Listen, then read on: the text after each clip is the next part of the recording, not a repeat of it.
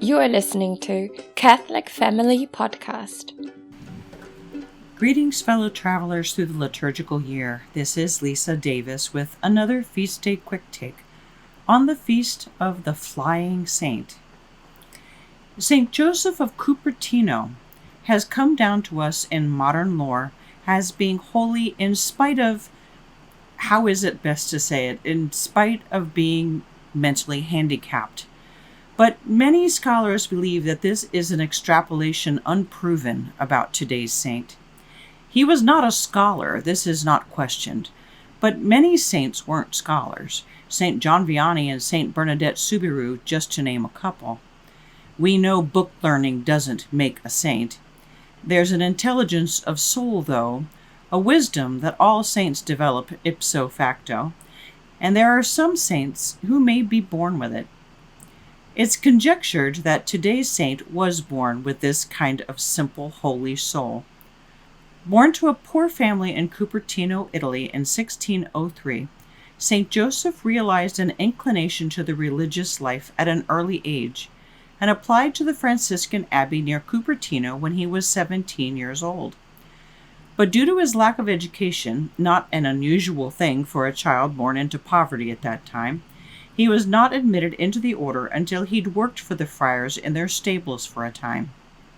Having come to know him and convinced of his piety, the order admitted him in 1625, and he was ordained a priest in 1628. Yes, after miraculous interventions that enabled him to pass the required tests. Now, why he's called the Flying Saint?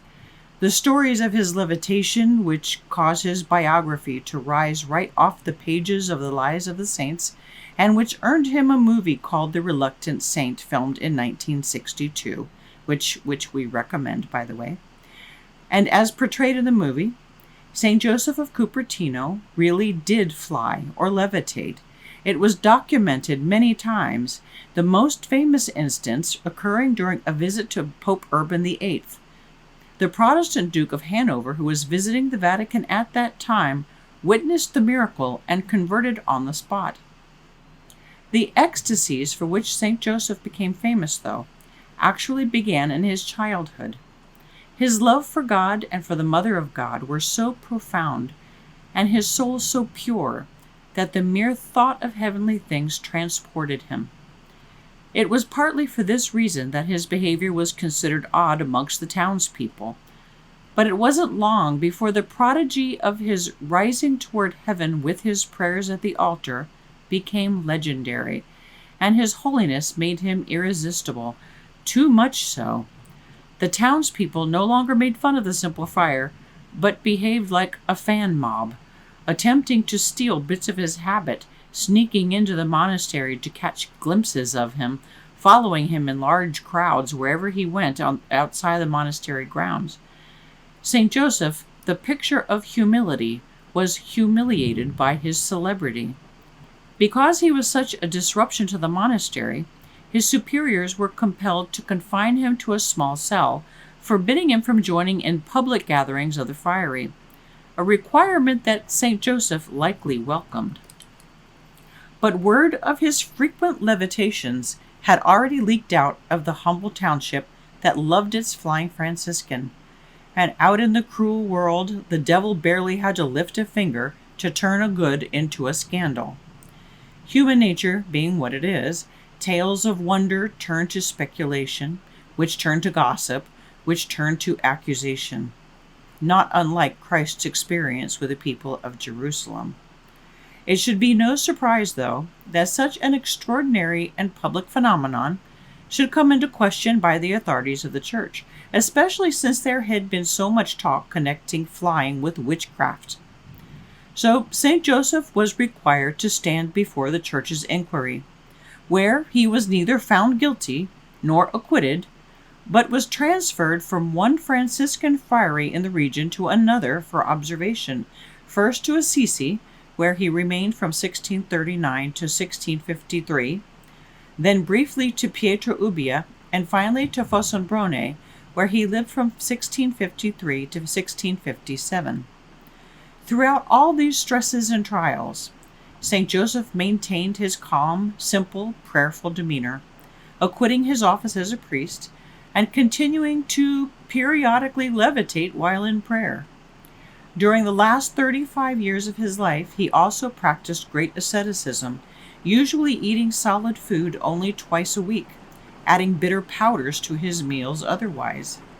In 1657, having shown nothing but the greatest piety and spirit of humble sacrifice during the 18 years he had been observed, St. Joseph was finally allowed to return to the normal Franciscan community in Osimo, where he passed to eternity in 1663. He was beatified in 1753 and canonized in 1767, and acclaimed by all for not only his great humility, but his profound love of God, a love that God permitted the world to see as a physical manifestation, as flight. St. Joseph of Cupertino is therefore the patron saint of aviators, astronauts, pilots, air crews, paratroopers, and also of students and anyone taking a test. There is a prayer to St. Joseph for taking an examination.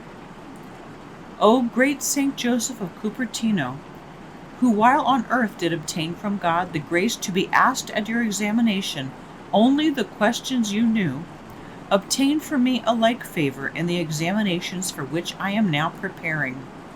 In return, I promise to make you known and cause you to be invoked. Through Christ our Lord, St. Joseph of Cupertino, pray for us. And here is a beautiful poem that isn't about St. Joseph of Cupertino, but it's one I always remember on this feast day because, well, you'll see why. It was written by John Gillespie McGee Jr., a World War II Royal Canadian Air Force fighter pilot and the son of a minister, who died in a mid-air collision over England in 1941. It's called High Flight. Oh, I have slipped the surly bonds of earth and danced the skies on laughter-silvered wings. Sunward I've climbed and joined the tumbling mirth of sun-split clouds, and done 100 things you have not dreamed of, wheeled and soared and swung high in the sunlit silence.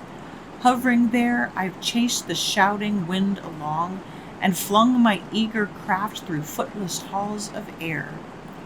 Up the long, delirious, burning blue, I've topped the windswept heights with easy grace, where never lark or even eagle flew.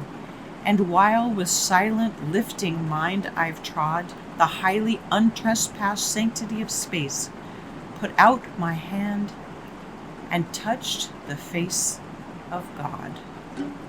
St. Joseph of Cupertino, pray for us. Blessed be God in his angels and in his saints.